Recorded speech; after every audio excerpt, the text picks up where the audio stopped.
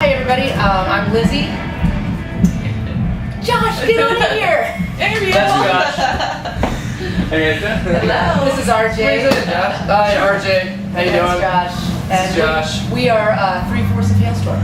Awesome. Well, thank you so much for joining me here at the Shindig in Baltimore. What should we be looking forward to with the festival here tonight? I know you guys have been on the road for like close to 2 years now, right? Yeah, well, we've been spending 12 to 14-hour days in the studio making our third record. So this is going to be a lot of fun for us. I think that the song is going to be really fast. Because we're going to be really excited, and hopefully we remember all of our parts. Do like a 15-minute set, about 25. Yeah, blaze through it. Trying to remember how to be a live band again. We've been cooped up, but we've been having fun. But needless to say, it's been going good in the studio tonight. That's good. So can you take me in the recording process a little bit? Maybe like one or two songs in particular that come to mind, and tell me what the mindset's been like.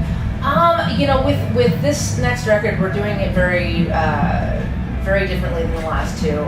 We're recording all of us live together in one room for most of the tracks, and it's got a lot of energy to it, more so than the last two records have had. So we're excited. We're in the middle of it, so we're excited about it. We've always been primarily a live band too, so it's exciting to get to go in the studio and like try to capture that energy. We really haven't done that yet. So.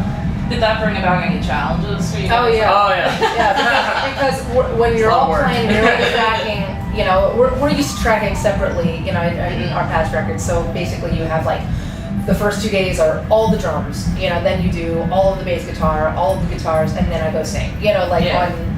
For separate days. Yeah. And this way, when you're all in one room and when you hit record, all of us are being recorded. Everyone's bleeding through each other's mics. So if one person screws up, we got to do the whole thing over again. Everybody's in. All of us are in. So it's a real challenge. It's you have to play it right every time. We've got a few songs and maybe 5 takes, and and then we had one like 45 takes. Yeah, 45 to the same song.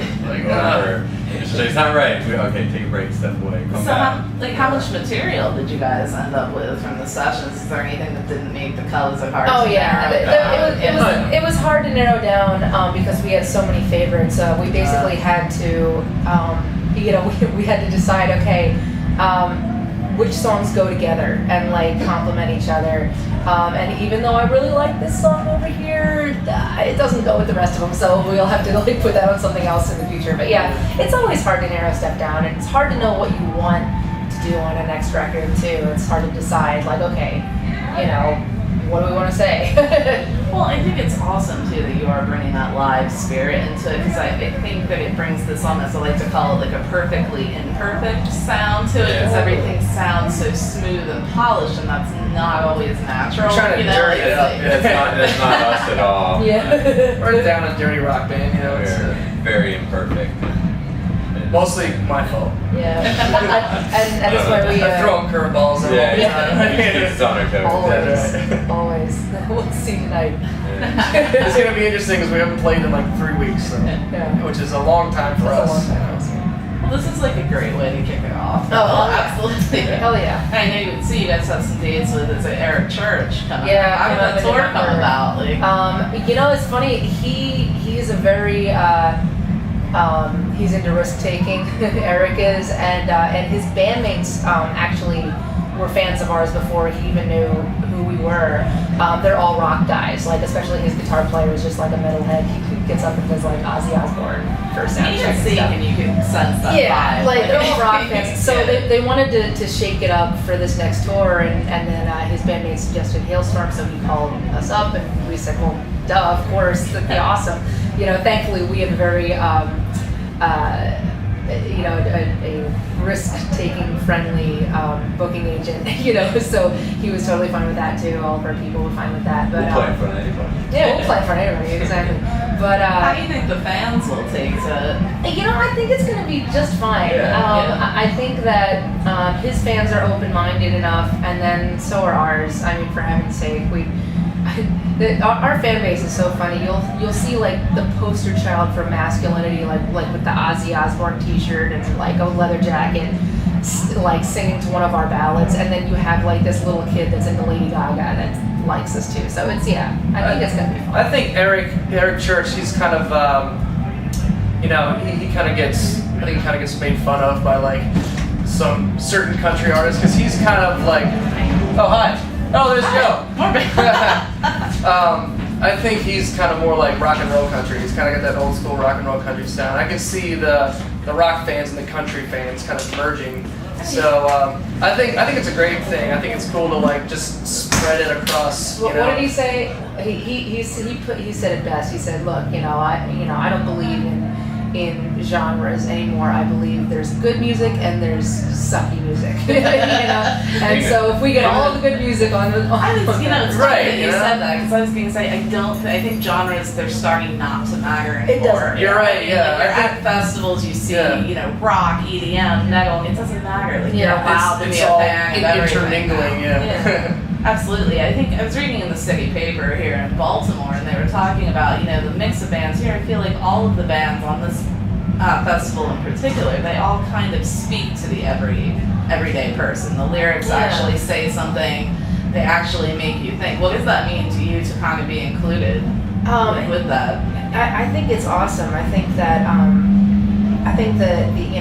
we were talking about that too. Like the pendulum has swung so far the other way that something has to give. But I think that as far as fandom wise, I think that it doesn't matter what genre, and I think that people are starting to really, like you said, kind of pay attention to the story or the lyrics and how that affects their lives. And I think it's awesome. Like it's the weirdest thing in the world to write a song and then have somebody like tattoo it on their arm and say this song saved their life or something like that. Is that surreal? It's really surreal because these are songs that we write on the bed of hotel rooms, and it's like and things like that, and we know what they mean to us, but the fact that it can impact somebody and touch somebody in some way is really crazy. Absolutely. As an artist performing those songs, is it ever hard to get out of that headspace? You write about a certain situation, and it's almost like you're performing, like bringing it up and reliving in that situation. How does that kind of have an effect? It's therapeutic. Almost. Yeah, it is therapeutic. I think for me personally, like if I'm writing a song about a certain subject or something that I've personally gone through, it's kind of over. Like when the song is done, it's kind of like that's your outlet. That's how you get through it.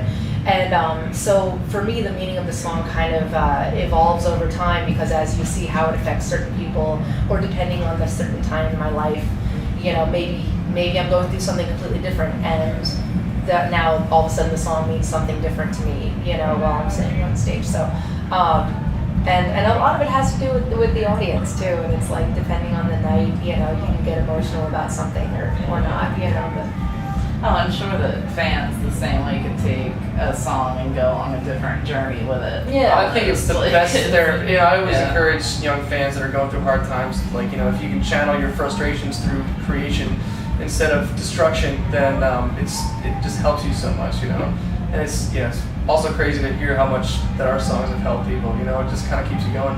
Absolutely. So I'm sure that you guys have witnessed several changes in the music industry. Obviously a huge one being social media, and you look out from the stage and it's a sea of cell phones and things like that. What is that like from your perspective? Is there anything that you would change? No. It's we awesome. Embrace it, Yeah, it really is awesome. I mean, I think it puts the ball in our court in that like hey, it's your choice. You can put yourself out there as much as you want or as little as you want. And if you want to be close with your fans and it's right there. All you have to do is say hello.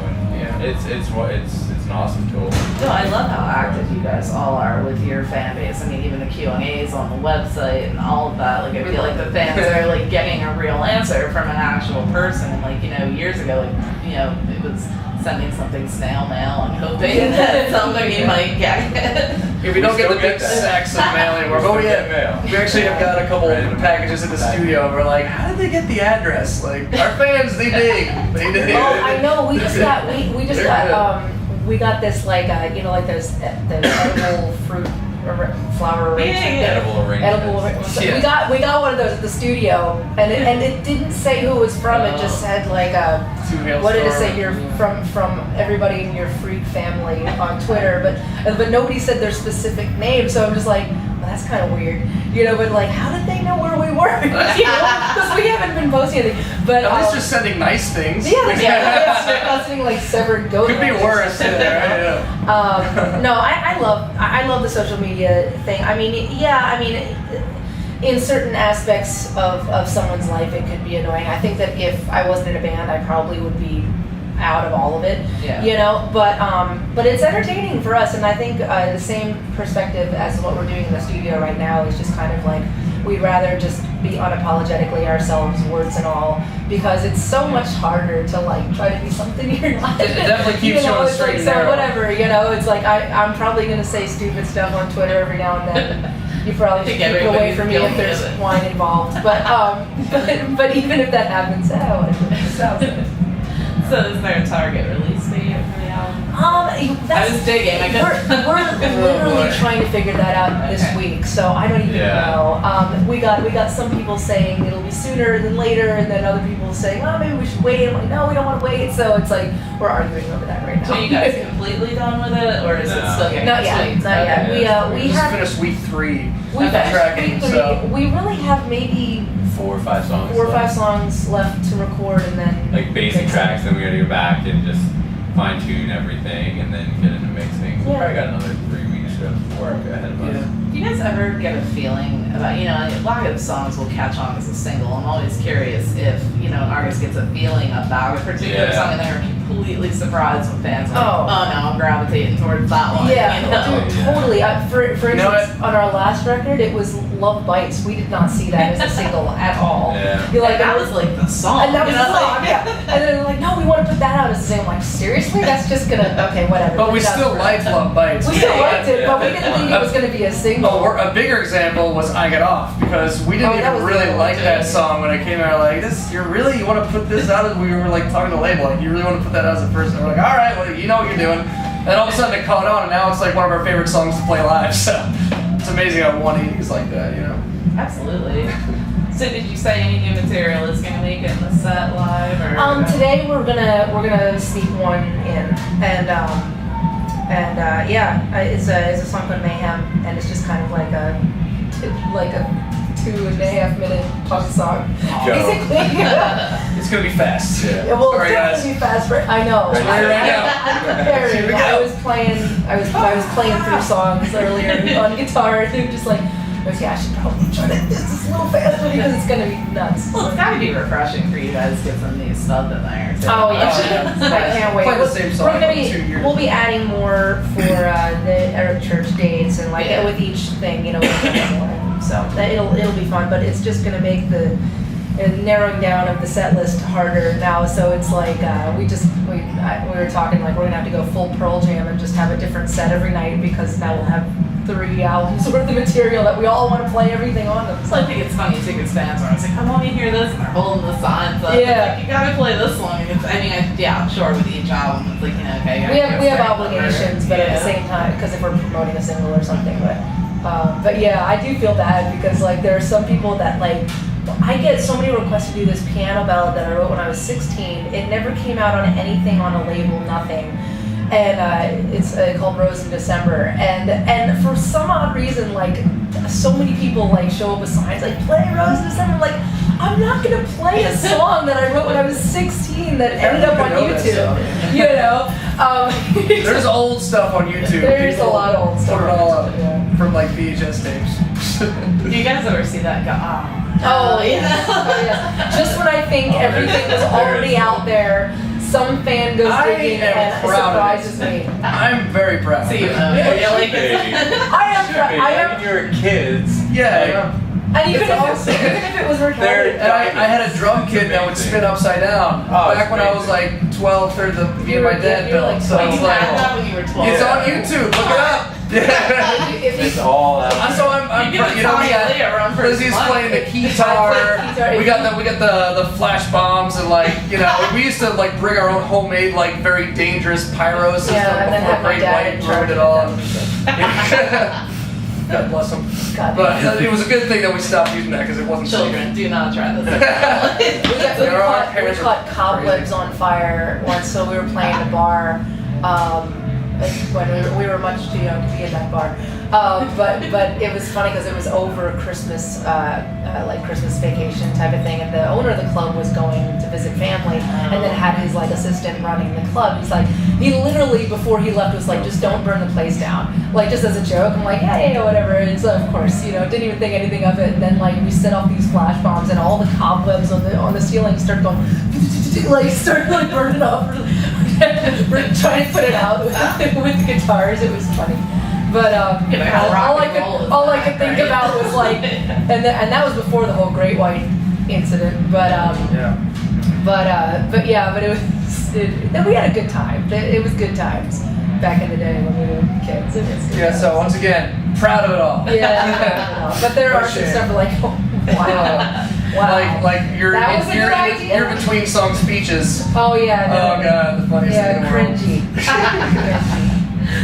So, I love to, speaking of YouTube and videos and all that, I love that you guys have not forgot the art of music video, because I personally love to see a visual element with songs. It just breathes a little bit of a different life into any plans for any of that. No, we're not doing any videos. No, but Getting disappointed. We definitely will. We do it kind of selfishly because even though there's not a big market for it anymore, it's like I'm like you. I love music videos. Well, here's my stand on it. I think that like kids nowadays, or anybody, music is now free. And a lot of ways that people look up new bands is just them searching their songs on YouTube. So rather than have like a picture, I think it's cool to have the visual. Yeah, absolutely. So when they look it up, they're like, oh, they hear it and they see it and they get it. And it's fun to bring come to a show to life and try to kind of get a story play down and a visual to it. I think it's just fun for us. Whatever outlet we can do creatively, visually, we're gonna do it. Yeah, we love making videos. Video days are like 14+ hour days. It's a blast. And they just fly by. It's a lot of waiting around or whatever, but it's like so funny. The end product is phenomenal. Well, I want to thank you guys so much for taking a few minutes to speak with me. I appreciate you guys. Are there any comments for fans you'd like to share? We're definitely looking forward to this new album. Thank you so much for hanging in there with us. And hold on to your drawers. We got some new music coming.